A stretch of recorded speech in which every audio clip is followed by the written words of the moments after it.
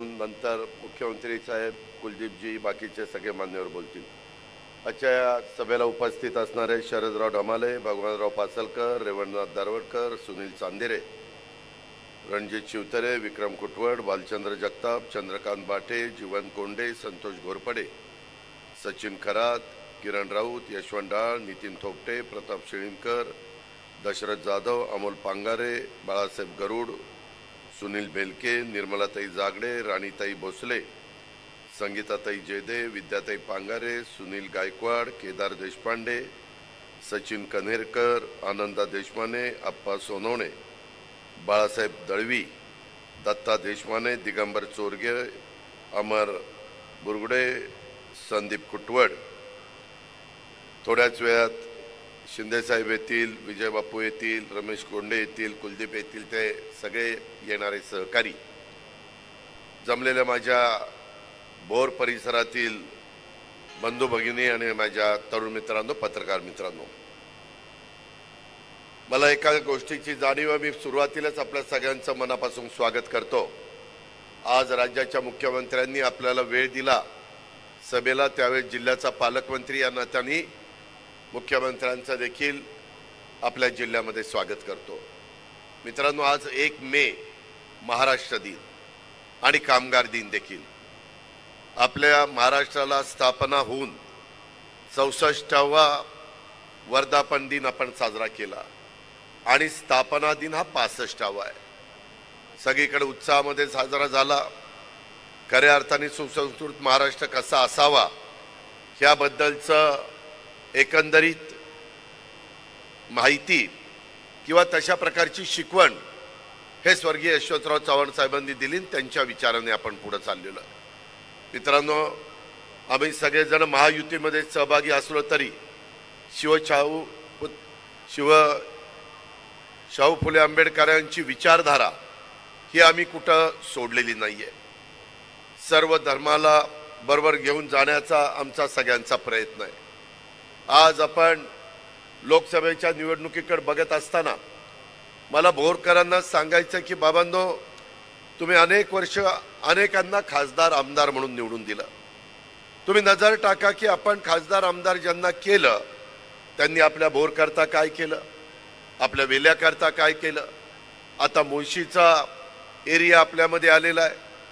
ज्यावेळेस मी भोरची माहिती घेतो, भोर शहरामध्ये एकेकाळी संख्या मतदारांची होती 21,000, ती झाली नंतर 19,000, ती नंतर झाली 17,000 आणि आता किती, आता 15,000. विचार करा, देशाची लोकसंख्या वाढतीये, भोरमध्ये मात्र बाकीच्या मुळशीमध्ये वाढतीये. बारामती असेल, इंदापूर असेल, दौंड असेल, पुरंदर असेल, तिकडं जुन्नरखेड, आंबेगाव, मावळ असेल, हवेली असेल, सगळीकडे वाढतीये. भोरकरांनी कधीतरी आत्मपरीक्षण केलं की आपली लोकसंख्या का कमी होतीये, कोण याला जबाबदार आहे? लोकसंख्या कमी होण्याचं कारण इथं नसबंदी झाली असं नाहीये, इथं त्या ठिकाणी प्लॅनिंग झालंय अशातला भाग नाहीये. झालंय काय, भोरमध्ये रोजगारच नाहीये. त्याच्या संदर्भामध्ये रोजगार असल्याशिवाय, डेव्हलप विकास झाल्याशिवाय लोक तिथं राहायला बघत नाही. आणि तेच नेमकं भोरच्या परिसरामध्ये झालंय. खरं तर एवढा सुंदर निसर्ग सौंदर्य, माझ्या सह्याद्रीच्या दऱ्याखोऱ्या, जिथं युगपुरुष छत्रपती शिवाजी महाराजांच्या पदस्पर्शाने पावन झालेला हा सगळा परिसर, परंतु आज इतक्या चांगल्या प्रकारची धरणं, सुंदर अशा प्रकारचं इथलं वातावरण, पण इथं संस्था कुठल्या नीट चाललेल्या नाहीयेत. आपल्या राजगड सहकारी साखर कारखान्याची काय अवस्था आहे बाबांनो. मी ह्याच भोरमध्ये येऊन आव्हान केलेलं होतं, एकदा माझ्या ताब्यामध्ये कारखाना द्या, मी काय करतो ते बघा. आमच्या इथं सोमेश्वर कारखाना, अडचणीतला कारखाना, आज 3,350 रुपये टनाला मी भाव देतोय. माझा माळेगाव कारखाना 3,411 रुपये टनाला भाव देतोय. आणि तुम्हाला भाव काय मिळतो? मला वाटतं 34 किती मिळाला, 2,000 वगैरे वगैरे. माझा शेतकरी 1 एकर ऊस पिकवत असताना 3400 आणि 3350 रुपये घेणार टनाला, आणि तुम्ही घेणार 2300, हे 2000 सांगतात, मी 2300, 1000 रुपये टनाला कमी. कधी तुमचं कल्याण होणार आहे? 1000 रुपये टनाला. 50 टन ऊस गेला तर 50,000 रुपये कमी, तरी तुम्ही डोक्यात घेत नाही. आज आता त्या कारखान्याला मदत करण्याच्या करता केंद्रातलं जे सरकार आहे मोदी साहेबांचं आणि अमित भाईंचं, त्यांच्याकडनं आम्ही NCDC ला प्रस्ताव पाठवलेला आहे. देवेंद्रजी, एकनाथराव, आम्ही सगळ्यांनी ठरवलं ठीक आहे, कारखाना कुणाच्याही ताब्यात असू द्या, माझ्या डोंगरी भागातल्या लोकांचा आहे, माझ्या मावळ्यांचा आहे, माझ्या शेतकरी सभासदांचा आहे, मदत झाली पाहिजे. इथं बालचंद्र देश त्या ठिकाणी बसलेत, त्यांना विचारा जगतापांना की दारवटकर बसलेत. पाठीमागच्या काळामध्ये देखील पुणे जिल्हा मध्यवर्ती सहकारी बँकेचे 2 डायरेक्टर आहेत, त्यांना विचारा मदत केली होती का नव्हती, व्याजात सवलत दिली होती का नव्हती, काही करोड रुपयाची दिलेली होती, परंतु त्याचा 4 कोटी रुपये काहीच त्याचा उपयोग झाला नाही. पुन्हा मदत केली, विलासराव देशमुख मुख्यमंत्री असताना त्याचाही उपयोग झाला नाही. आता NCDC मार्फत मदत करण्याची आमची भूमिका आहे. राजकारण नाही आणलं. आमच्या इथं पण भीमा पाटेस कारखाना अडचणीत होता, राहुलनी पुढाकार घेतला. आता तो कारखाना बँकेनेच 1 टाइम सेटलमेंट केलं गेल्या महिन्यामध्ये, आणि तो कारखाना चांगला चालू झालेला आहे. अरे बाबांनो, राजकारण करायचं तिथं आपण राजकारण करू ना, पण आपल्या इथं जर आर्थिक सुबत्ता नांदायची असेल, वेल्याचा परिसर बदलायचा असेल, माझ्या बोरचा परिसर बदलायचा असेल, तर तुम्ही पण, आम्ही यावेळेस महायुतीचे उमेदवार भाजप, शिवसेना, राष्ट्रवादी काँग्रेस, RPI आठवले, RPI करात, तिथं रासप, त्याच्यामध्ये मनसेने पण बिनशर्त पाठिंबा दिलेला आहे. अनेक राजकीय पक्ष, कवाडे साहेब, अनेक राजकीय पक्ष, विनय कोरे, त्याच्यामध्ये एकत्र सदाभाऊ खोत एकत्र आले आणि त्यांनी महायुतीला पाठिंबा दिलेला आहे. महायुतीच्या उमेदवार म्हणून सुनेत्रा पवारांना आम्ही उमेदवारी दिलेली आहे. तुम्ही माग ज्या खासदारांना निवडून द्यायचा, त्यांनी काय काम आपल्या भागात केलं, कुणी उठून सांगावं की अजित पवार हे काम केलंय. भाषणं देऊन प्रश्न सुटत नसतात. मला पण भाषणं फार चांगली करता येतात, पण मी भाषणाबरोबरच काम देखील सकाळी 5 ला उठतो, 6 वाजल्यापासून काम करतो. मी माझ्या इथं पुण्यात असो, बारामतीत असो, कुठेही असो, 6 ला कामाला सुरुवात करतो, सगळ्या गोष्टी बघतो. आज माझ्या बारामतीचं बस स्थानक कसं आहे आणि इथलं कसं 3 पट बसलेलं आहे. बोरचं बस स्थानक काय होते, काय करतात लोकप्रतिनिधी. माग 99 ते 2014 पर्यंत काँग्रेस राष्ट्रवादी काँग्रेसची सत्ता नव्हती, त्यावेळेस विकास करायला नको होता. आज आपलं पाणी पार तिकडं माळशिरस पर्यंत जातंय, तिकडं इंदापूर पर्यंत जातंय, सगळ्या भागामध्ये माझ्या पुणे जिल्ह्यात जातं, माझ्या सोलापूर जिल्ह्यात जातं, माझ्या सातारा जिल्ह्यामध्ये जातं. परंतु इथल्या लोकांना काय, गुंतवणुकीच्या बद्दल मी परवा सासवडच्या सभेमध्ये विजयराव शिवतारेंनी घेतलेली होती, त्यामध्ये मी माझी भूमिका मांडली मुख्यमंत्र्यांच्या देखत. आम्ही बंद पाईपलाईनचं काम करायला तयार आहे. भोरकरांनो, वेल्हाकरांनो, मी तुम्हाला या सभेच्या निमित्तानं सांगतो, मी पुन्हा 5 तारखेला सकाळी एक भोर शहरामध्ये सभा घेणार आहे आणि त्याच्यानंतर वेल्ह्याला सभा घेणार आहे. साधारण 10-11 वाजता मी येणार आहे. या सभेला मी सांगतो तुम्हाला, आणि आज अजित पवार शब्दाचा पक्का आहे. मी असा तसा राजकारण करणारा माणूस नाही. एक तर शब्द देताना 10 विचार करेन, आणि एकदा शब्द दिल्यानंतर कुणाच्या बापाचं ऐकणार नाही. ही माझी कामाची पद्धत आहे. त्यामुळं माझी आपल्याला विनंती आहे, ही एक चांगली संधी आलेली आहे. देश नरेंद्र मोदींच्या 3ऱ्यांदा पंतप्रधान पदावर बसवण्याचं देशातल्या बहुसंख्य जनतेने ठरवलेलं आहे. त्यांच्या विचाराचा खासदार गेला तर केंद्राचा पैसा आपल्याला येईल, तर आपल्याला इरिगेशनला कमी पडणारा पैसा आम्ही एकनाथराव देवेंद्रजी आणू. त्याच्या संदर्भामध्ये आपले अनेक प्रश्न आहेत. माझ्या भोर तालुक्यातली उतरवली वडगाव गावातील जमिनीवर 92 साली MIDCचे जमिनी 582 एकरावर शिक्के पडले. त्याच्यामध्ये अनेकदा अधिकारी आले, बहुतांशी शेतकरी चांगली किंमत दिली, तर चांगला मोबदला दिला तर जमीन द्यायला तयार आहे. 92 साली, आता आपण 24 मध्ये, 24 आणि 8 32. अरे 32 वर्ष तुम्हाला एमआयडीसी करता येत नाही. काय तुमचं कर्तृत्व काय? मागच्या वेळेस तर खासदारांनी सांगितलं पुढच्या वेळेस मी नाही एमआयडीसी केली तर मतं मागायला येणार नाही, तरी मतं मागायला येतात. एमआयडीसी आल्याशिवाय त्या उद्योग येणार नाही, उद्योग आल्याशिवाय रोजगार होणार नाही, रोजगार मिळाल्याशिवाय भोरच्या बाजारपेठेला ऊर्जितावस्था येणार नाही. ही परिस्थिती आहे बाबांनो. आम्ही कामं केलीत. पिंपरी चिंचवड 25 वर्षामध्ये चेहरा मोहरा बदलून टाकला. बारामतीचा चेहरा मोहरा बदलून टाकला. तुम्ही महायुतीच्या उमेदवाराला निवडून द्या, नाही पुढच्या 5 वर्षामध्ये आत्ताचा बोरवेला आहे त्याच्यापेक्षा कितीतरी पटीनं तुमच्या बोरवेलाचा चेहरा बदलला नाही तर नावाचा अजित पवार सांगणार नाही. तुम्ही म्हणाले कस काय? त्याच्यामध्ये माझ्या हातात एकनाथरावांनी अर्थ खातं दिलंय, नियोजन खातं दिलंय, देवेंद्रजींनी दिलंय.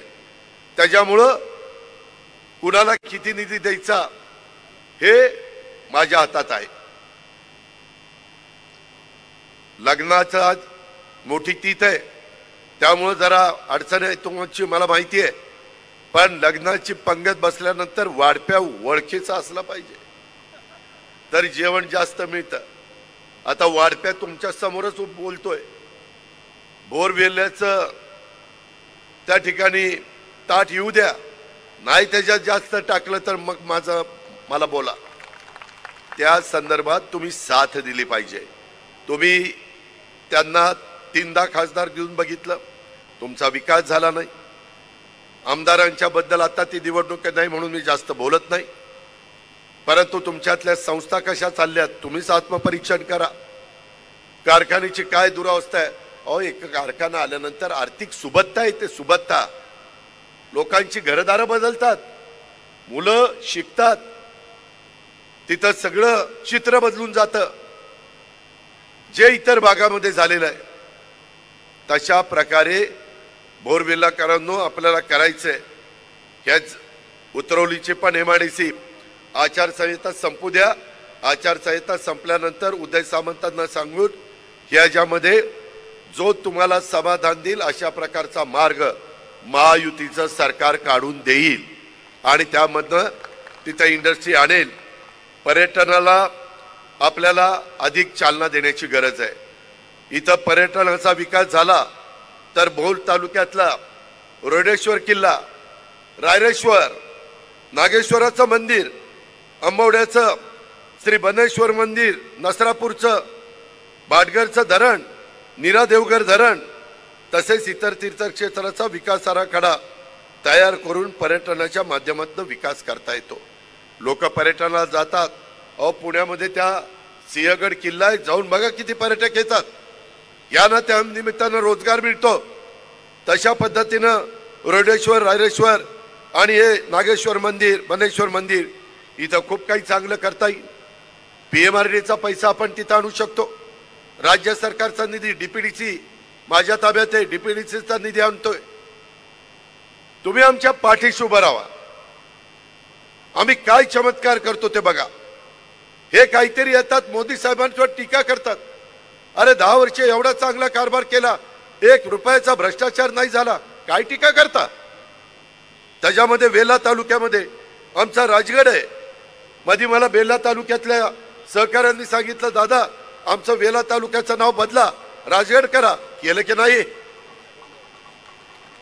मनात आणलं तर आम्ही करू शकतो. या गोष्टीचा विचार करा. त्याच्यामध्ये राजगड किल्ला आहे, तोरणा किल्ला आहे, श्री क्षेत्र मेंगाई देवी मंदिर आहे, श्री क्षेत्र माळाई देवी मंदिर आहे, वांगणी, तसंच गुंजवणीमध्ये गुंजवणी, पानशेत, वरसगाव धरणामध्ये पर्यटनाच्या माध्यमातून वॉटर स्पोर्ट्स निर्माण करता येतात. चांगल्या प्रकारे पर्यटनाला चालना देता येते. त्याच्यातनं रोजगार होईल. आपली लोकसंख्या कमी होती ती वाढेल, आपल्याला रोजगार मिळेल. तुम्हाला कामधंद्याच्या निमित्तानं बाहेर कुठं जावं लागणार नाही. ते काम महायुतीच्या माध्यमातून आम्ही तुम्हाला देऊ शकतो. मित्रांनो, गुंजवणी प्रकल्पांतर्गत बंदिस्त पाईपलाईन कालव्याचं काम जलद गतीने आपल्याला करायचं आहे. उजवा आणि डावा कालव्याची कामं करायची आहेत. त्याच्यामध्ये वाजेघर, वांगणी आणि शिवगंगा या खोऱ्यामध्ये उपसा सिंचन योजनेच्या सुधारित प्रशासकीय मान्यता देऊन कामं सुरू करायची. काही प्रचार काय करतात, वरनं कॅनॉल जाणार होता तो रद्द केला, बंद पाईपलाईन मधनं आता कॅनॉल गेल्यावर आपलं कसं व्हायचं. मी तुम्हाला सांगतो, माझ्याकडे 5 वर्ष एक खातं होतं, आता देवेंद्र फडणवीस साहेबांच्याकडे आहे. त्याच्यात आम्ही त्या बंद पाईपलाईनला मोटारी बसू आणि वरनं कॅनॉल असताना जेवढं क्षेत्र ओलिताखाली येणार होतं तेवढंच माझ्या वेल्हा तालुक्यातलं क्षेत्र ओलिताखाली आणून दाखवेल. अहो, तेलंगणाला जावा, 1-1 लाख हॉर्सपावरच्या मोटारी बसवल्यात, 2-2 लाख हॉर्सपावरच्या मोटारी बसवल्यात. तुम्हाला तर फार कमी हॉर्सपावरच्या मोटारी लागणार आहेत. या गोष्टीचा विचार माझ्या बोरवेल्लेकरांनी त्या ठिकाणी केला पाहिजे. त्याच्यामध्ये धोमबलकोडी प्रकल्पातील कालव्याची पोटसाऱ्यांची कामं ती पूर्ण करण्याच्या करता मागणी आहे. विसगाव खोऱ्यातील 7 गावांचा उपसा सिंचन योजना त्याला मंजुरी द्यायची आहे. आम्ही सांगतोय त्या पद्धतीनं आम्हाला ताकद द्या, आम्हाला आशीर्वाद द्या, आपला बहुमोल असं पवित्र असं मत द्या. त्याच्या संदर्भामध्ये देशाचा सर्वांगीण विकास करण्याचं काम नरेंद्र मोदी साहेब करतील. राज्याचा सर्वांगीण विकास करण्याचं काम एकनाथराव शिंदे, देवेंद्र फडणवीस आणि मी करेन. आणि त्याच्याच बरोबर पुणे जिल्ह्याचा बोरवेल्ल्याचा विकास करायला तुमचा पालकमंत्री या नात्याने मी देखील मागे वळून बघणार नाही, अशा प्रकारची खात्री मी या सभेच्या निमित्तानं देतो. नीरा गुंजवणी नदीवर सर्व बंधाऱ्याची दुरुस्तीची कामं याची मागणी आहे. नसरापूरमध्ये आहे, मी घेतो एक घेतो, थांब जरा. नसरापूर येथील शिवेवरील रस्ता PWD अथवा PMRD मधनं आता आचारसंहिता आहे, आचारसंहिता संपू द्या, तिथं अधिकाऱ्यांना पाठवलं जाईल. सर्वे करून जे काही त्याच्यामध्ये मदत करण्याची गरज असेल ती मदत निश्चितपणे महायुतीचं सरकार तुम्हाला करेल. त्याचबरोबर नसरापूर चेलाडी ते वेल्हा मडेघाट हा रस्ता CRF म्हणजे सेंट्रल रोड फंड अथवा एशियन बँक किंवा वेगवेगळ्या फायनान्सच्या निमित्तानं हे चौपदरी करणं, ह्याच्याही बद्दल खूप काही अनेकांनी आश्वासन दिली. मी एवढंच सांगतो, कोर्टाचा विरोध नसेल आणि फॉरेस्टची अडचण नसेल तर या कामामध्ये देखील मी तुम्हाला मदत करतो. त्याचं कारण असं आहे, 10 जूनच्या नंतर माझं अंतरिम बजेट केलंय. केंद्राचं बजेट झाल्यावर आपलं राज्याचं बजेट आहे ते मी पेश करणार आहे. त्याच्यामध्ये कुठली कामं घालायची आहेत ते माझ्या हातामध्ये आहे. आणि मी फक्त आजच्या सभेच्या निमित्तानं बोरवेल्ल्यामध्ये नाही आलोय, मला पुढं पण आमदारकीची निवडणूक, जिल्हा परिषद, तालुका पंचायत या निवडणुकीच्या करता नगरपालिका यायचंच आहे. त्याच्यामुळे मी तुम्हाला खोटं आश्वासन त्या ठिकाणी देणार नाही. पुरंदर येथील त्यामध्ये काही विमानतळ तिथल्या लोकांचा पाठिंबा असेल तर त्यांना विरोध करून नाही, त्यांना विश्वासामध्ये घेऊन त्यांनी मान्यता दिली तर त्याच्यातून जो माल येणार आहे तो त्या ठिकाणी समुद्र मार्गातून येणाऱ्या सर्वात कमी अंतराचा लोहमार्ग जेजुरी लोणंद रेल्वे मार्गापासून कोकण रेल्वे लोहमार्गाला महाडजवळ जोडणारा नवीन भोर तालुक्यातील जाणारा लोहमार्गाला मंजुरी मिळावी. ह्याच्यामध्ये केंद्राची मदत लागते. त्याकरता नरेंद्र मोदींच्या विचाराचा खासदार गेला पाहिजे. मागं त्यांच्या विचाराचा खासदार गेला नाही, खासदार काही करू शकला नाही. आपला खासदार तुम्ही महायुतीचा निवडून द्या. त्याच्यात मी देवेंद्रजी एकनाथराव जाऊ, खासदारांना घेऊन जाऊ आणि तिथून ते काम मंजूर करून आणू. तेवढी आमच्यात धमक आहे. बुलेट ट्रेन सुरू झाल्यात, वंदे भारत सुरू झाल्यात. मध्ये माझ्या बारामतीचं 20-25 वर्ष बारामती ते फलटण रेल्वे पडली होती. मी मोदी साहेबांना सांगितलं, मोदी साहेबांनी ऑनलाईन भूमिपूजन केलं. मोदी साहेबांची माझी ओळख आहे. परवा पुण्याच्या सभेत बघितलं मोदी साहेबांशी कसा गप्पा मारत होतो. आहे ना ओळख, पंतप्रधानांची ओळख आहे. त्याच्यामुळे नुसत्या गप्पा मारत नाही, काम करून दाखवेल, खणखणीत नाणं वाजून दाखवेल. फक्त तुम्ही आशीर्वाद द्या, तुम्ही साथ द्या. मित्रांनो, आज मी तुम्हाला विनंती करतो, आता भावनिक बनू नका. भावकीची किंवा गावकीची निवडणूक नाहीये. ग्रामपंचायतीमध्ये कदाचित शिवसेना, भाजप, राष्ट्रवादी काँग्रेस एकमेकांच्या विरोधात लढल्या असतील. ती निवडणूक गाव पातळीची होती. तालुका पातळीच्या निवडणुका झाल्या असतील. ही देशाची निवडणूक आहे आणि देशाचा निधी आपल्याला आणायचा आहे. राज्याचा निधी मी आणि एकनाथराव देवेंद्र देऊ, परंतु त्याला मर्यादा आहे. केंद्राचा निधी फार मोठा निधी असतो, करोडो रुपयाचा निधी असतो. त्याशिवाय तुमच्या माझ्या बोरवेल्याचा कायापालट होणार नाही. मुद्दाम मी आज ही गोष्ट सांगायला तुम्हाला आलोय. बोरवेल्ला तालुक्यात क्रीडा संकुलाला मान्यता पाहिजे. क्रीडा खाता माझ्या राष्ट्रवादीकडे आहे. संजय बनसोडे युवा कल्याण, क्रीडा आणि बंदरे ही 3 खाती त्याच्याकडे. जागा व्यवस्थितपणे मी पाहतो, कलेक्टर वगैरेंशी पण बोलतो आणि तुमच्या इथं तर वेल्ल्यामध्ये मोठ्या प्रमाणावर तालीम करणारे माझे तिथं कुस्तीगीर आहे, त्यांच्याकरता पण एक चांगलं कुस्ती संकुल मी त्या ठिकाणी वेल्ल्यामध्ये उभं करून देणार आहे. जसं तिथं आमच्या पिंपरी चिंचवडच्या परिसरामध्ये अमोल बुचडेंनी खूप चांगलं संकुल केलंय, मी बघितलंय. तुम्ही काळजी करू नका. जी तुम्हाला गरज आहे ती गरज मी त्या ठिकाणी भागवीन. पण गाड्याच्या शेजारचं बटन दाबलं तर तुम्ही माझं ऐका, मी मग तुमचं ऐकीन. त्याच्यामध्ये फार चांगला जाहीरनामा हा मोदी साहेबांनी दिलेला आहे. 80 कोटी लोकांना मोफत धान्य, 3 कोटी लोकांना घरं बांधून देणार, 300 पेक्षा जास्त 300 पर्यंत युनिटवाल्यांना मोफत वीज देणार. खूप योजना आहेत. सांगितलं तर वेळ कमी पडेल, त्याचा फायदा उचलला पाहिजे.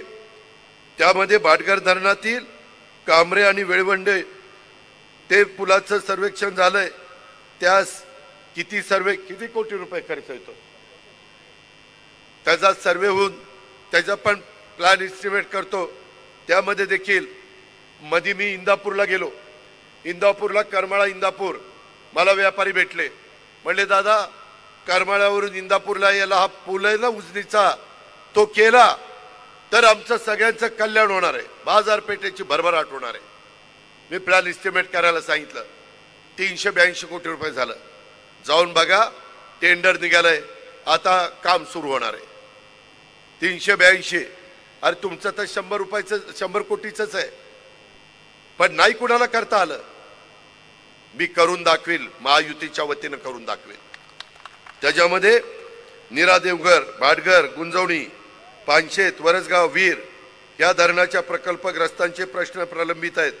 मी आताच दिलीप देशपांडे मला भेटला. दिलीपला मी सांगितलं तिथं नागरी सुविधा कामांना प्राधान्य. दिलीप मदत पुनर्वसनाचं काम करतोय. त्यामध्ये मी त्याला सांगितलं की आता मदत पुनर्वसन माझ्याच अनिल भाईदास पाटलांना एकनाथराव शिंदेंनी दिलंय. मी त्याची मीटिंग पुण्यामध्ये लावेन आणि तुमचे हे काही प्रकल्पग्रस्तांचे प्रश्न असतील ते पण मार्गी लावण्याचं काम करेल. तुम्हाला आता मी एवढं सगळं सांगितलंय. तुम्हाला वाटेल आज काही गप्पा हाणतोय, काय बाता मारतोय. बाता मारत नाही. मी खरं जे करणार आहे, जे माझ्या हातात आहे तेच सांगण्याचा प्रयत्न केलेला आहे. मित्रांनो, ह्याच्यामध्ये कुठला बदल होणार नाही. पण आपलं बहुमूल अशा प्रकारचं मत, कुठल्याही खोट्या नाट्या प्रचाराला बळी पडू नका. त्यामध्ये इतरांनी अनेकदा महाराष्ट्र सरकारमध्ये कामं केली. काही जण 4 वेळेला मुख्यमंत्री झाले, बोरवेलाचा विकास झाला नाही. काही जण 3 वेळेला खासदार झाले, बोरवेल्याचा विकास झाला नाही. काम करून प्रशासनाकडनं काम करून घेणं ही पण एक कसब असतं. त्यांना विचार, मी ज्यावेळेस मीटिंग घेतो त्यावेळेस त्यांना विचारतो अधिकाऱ्यांना, काम कधी होणार आहे. 15 दिवस जास्त घे, पण त्यावेळेस कामच झालं पाहिजे, नाही तर मग दुसरं काम करावं लागेल. या पद्धतीनं काम होत असतात. या प्रकारे विकास होत असतो. आणि मी जे बोलतोय ते मी करून दाखवले काही भागात. आणि मला त्या भागासारखं इतर पण बारामती लोकसभा मतदारसंघाचा भाग करायचा आहे. मग ते माझं इंदापूर असेल, ते दौंड असेल, ते पुरंदर हवेली असेल, ते माझं मुळशी बोरवेलला असेल, खडकवासला तर शहरी भागात येतो. तिथले प्रश्न वेगळे आहेत. मी तिथं काय बोलायचं ते बोलीन. तुम्ही ग्रामीण भागामध्ये येता, तिथल्या अडचणी वेगळ्या आहेत, तिकडच्या अडचणी वेगळ्या आहेत. आणि या पद्धतीनं मला आता येताना पण यशवंत डाळ आणि बाकीच्या सगळ्यांनी, भालचंद्र जगताप, रणजित यांनी एक कारखाना इथं आला होता, परंतु रस्त्यापायी बंद पडला. मित्रांनो, कारखानदारी आल्यानंतर त्या कारखानदाराला मदत करायची असते. रस्त्याची अडचण आली, लाईटची अडचण आली, पाण्याची अडचण आली, स्थानिक काही अडचण आली तर ती सोडवायची असते. ती सोडवली तर कारखानदार आपल्याकडे येतील. तर ते कारखानदार 10 ठिकाणी सांगतील, नाही नाही भोरला जावा राव, तिथं फार चांगली मदत करतात लोक, त्या ठिकाणी सहकार्य करणारी आहेत. अशा पद्धतीचं वातावरण उद्योगधंदे येण्याच्या करता तयार करायचं असतं. अहो, एवढा सुंदर इकडनं बेंगलोर मुंबई हायवे गेलाय, इथं जवळ पाणी आहे, पाणी आहे, रस्ते आहे, अजून काय लागतं? त्याच्यामध्ये इच्छाशक्ती लागते, राजकीय इच्छाशक्ती लागते. बाबांनो, मी पुन्हा सांगतो, माग माझं तुम्ही साखर कारखान्याच्या वेळेस ऐकलं नाही आणि आज पण काय अवस्था आहे ते बघताय. मला काही फरक पडत नाही, माझं चांगलं चाललेलं आहे. मला वाईट हे वाटतं की लोकांनी ऐकलं नाही आणि त्यांचं नुकसान करून घेतलं. आता आपण भोर वेल्ल्याच्या बद्दल बहुतेक तुमच्या प्रश्नाचा ओहापोह मी केलेला आहे. कुलदीपचे पण इथं आता आलेत, नंतर सीएम पण येतील. मला पुढच्या 2 सभा असल्यामुळे मी आधी बोललोय. कुलदीपजींनी पण शिवसेना मध्ये येण्याचा निर्णय घेतला. आता इथं निश्चितपणे महायुतीची ताकद वाढलेली आहे. मी त्यांचं मनापासून स्वागत करतो. त्यामध्ये हे सगळे नेते मंडळी इथं बसलेली आहेत, सगळे आपापल्या पद्धतीनं ताकदीचे आहेत. यांच्यामध्ये एकोपा केला पाहिजे. यांच्यात एकोपा होत नाही म्हणून समोरच्याचा भाग त्या ठिकाणी फावतं. एकोपा झाला पाहिजे. तुम्हाला जर बदल करायचा असेल तर तुमच्या वाड्या, वस्त्या, गावं सगळी एकजुटीनं घड्याळाच्या पाठीमागे उभी राहिली पाहिजे. ही कामं मी आता सांगितलेली आहे, ती कामं त्याच्यामध्ये करून देण्याच्या करता मला एकनाथराव शिंदे आमच्या बरोबर आहेत, देवेंद्र फडणवीस साहेब बरोबर आहेत आणि तिसऱ्यांदा देशाचे पंतप्रधान नरेंद्र मोदी साहेब होणार आहेत. त्यामुळं आपल्याला त्यांच्या विचाराचा खासदार गेला तर चांगल्या प्रकारे निधी आणता येईल. रेल्वेच्या बद्दलचे प्रश्न असो, अजून काही नॅशनल हायवेचे प्रश्न असो, काही टनेल. मगाशी मला सांगितलं दादा, आमच्या इथनं एक वाईला रस्ता चाललेला आहे, 32 किलोमीटर का काहीतरी आहे, कॉन्क्रीटचा रस्ता होतो. आता त्याच्यात जर बोगदा करता आला तर तपासून घ्या, अजून वेळ वाचणार आहे. खाली पण जायला महाडला काही गोष्टी केल्या तर कोकण आणि माझा बोरवेला हे जवळ येणार आहे आणि त्याच्यातनं आपल्याला मदत होणार आहे. या सगळ्या गोष्टी आपण बाबांनो करू शकतो. त्याच्यामध्ये आमची करण्याची तयारी आहे. आम्ही त्याच्याबद्दल एकत्र बसून मुंबईत चर्चा केलेली आहे आणि त्याच्यातूनच आज मुख्यमंत्र्यांनी तारीख बोर करता दिलेली आहे. आज तुम्ही मोठ्या संख्येने आला, लग्नाची तीत असताना आला. मी जरा लवकर आलो, त्यावेळेस अर्ध्याच खुर्च्या भरलेल्या होत्या. हे काही जण काय करतात विरोधक, त्या अर्ध्या खुर्च्या असतानाच फोटो काढतात आणि म्हणतात बघा सभा फेल गेली. अरे तुला काय घडायचं, सभा फेल जाईल नाही तर काय होईल, कामं लोकांचे होण्याची मतलब. अशा प्रकारचे विरोधक आहे. त्यामध्ये कुठलाही महत्वाची गोष्ट बोलत नाहीत. आज देशामध्ये काय करणार ते सांगत नाही. महायुती आणि एनडीए, पंतप्रधान नरेंद्र मोदी आहेत चेहरा, विरोधकांचा चेहरा कोण आहे? म्हणतात निवडून आल्यावर आम्ही ठरवू. अरे शाणे, निवडून आल्यावर ठरवणार? मागे जनता पक्षाचं असंच वाटोळं झालं. निवडून आल्यावर ठरवून झाली भांडणं. 2.5 वर्षात निवडणुका परवडणार नाही आपल्याला. प्रचंड खर्च असतो, वेळ जातो, आचारसंहिता असती, विकास कामं थांबतात. या गोष्टीचा विचार माझ्या बोरवेल्लाकरांनी करायला पाहिजे. खरं तर माझं बोरवेल्ला पुण्याच्या इतकं जवळ आहे, एवढा इथला कायापालट व्हायला पाहिजे होता. अहो तुमच्या नंतर खंडाळ्याचा झाला, दुष्काळी तालुका झाला की नाही, कारखानदारी आली की नाही, या गोष्टीचा विचार आपण त्या ठिकाणी केला. मी पुणे जिल्ह्यातनं डीपीडीसीचा प्रमुख या नात्याने MSEBच्या विकास कामांना ज्या डोंगरी भागात आहे, मुळशी बोरवेल्ला, तिथं 100 कोटी रुपयाचा निधी दिला आणि दुर्गम वाड्या वस्त्या विद्युतीकरणाच्या करता 5 कोटी रुपयाचा निधी दिला. आता तर डीपीडीसीला एकनाथराव शिंदे, देवेंद्र आणि मी 1250 कोटीचं बजेट आहे तुमचं डीपीडीसीचं. किती? 1250 कोटीचं. आणि तो बहुतेक पैसा ग्रामीण भागाला जातो, शहरी भागात कमी जातो. या गोष्टीचा विचार देखील आपण सर्व सहकारी मित्रांनी या निवडणुकीच्या निमित्तानं केला पाहिजे. मित्रांनो, पुढं 10च्या आत मला 2 सभा संपवायच्यात. 7:30 वाजलेत. मी कुलदीपजींना सांगितलेलं होतं की मी भाषण सुरू करतो आणि माझं भाषण झाल्यावर हे बाकीचे भाषण करणार आहेत. मुख्यमंत्र्यांचं पण मार्गदर्शन आहे. त्याच्यामध्ये आता जे काही मी तुम्हाला सांगितलेलं आहे ते करण्याचा मी बांधील आहे. तुम्ही फक्त मला आणि महायुतीच्या उमेदवाराला आशीर्वाद देण्याचं काम करा, पाठिंबा देण्याचं काम करा. तुम्ही तर कोणाला निवडून देणारच आहे, तुमचं पवित्र मत. तर आता इतरांना निवडून झालंय, आता इकडे एकदा ह्यांना निवडून द्या. तुम्ही महायुतीचा खासदार केला तर महायुतीचा खासदार बारामती लोकसभा मतदारसंघ आणि मुळशी बोरवेल्ला विधानसभा मतदारसंघ ह्याचा विश्वासाला कुठेही तडा जाऊन देणार नाही. तुमची चांगल्या पद्धतीनं कामं करून दाखवेन. आणि दर आठवड्याला मी पुण्यामध्ये असतोच, त्याच्यावर तुम्ही माझ्याकडे पण हक्कानी सार्वजनिक कामाच्या करता या. मी त्याबद्दल मग तुमचा हायवेचा पट्टा असेल किंवा वरचा पट्टा असेल, माझा वेल्याचा पट्टा असेल, कुठेही गाळ राहू नका. उन्हाची तीव्रता जास्त आहे, मताची टक्केवारी कमी होते, ते होऊ देऊ नका. आणि आता इतरांचं ऐकायचं नाही ऐकायचं तुमच्या हातात आहे, माझी विनंती करण्याचं काम आहे.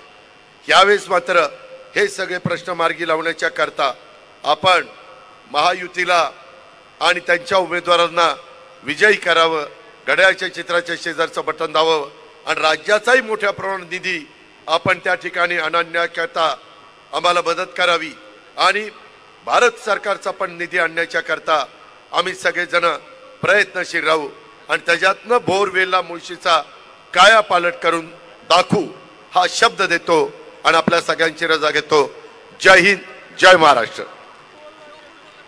या ठिकाणी दादांना या ठिकाणी विनंती आहे, महायुतीच्या वतीने आपला या ठिकाणी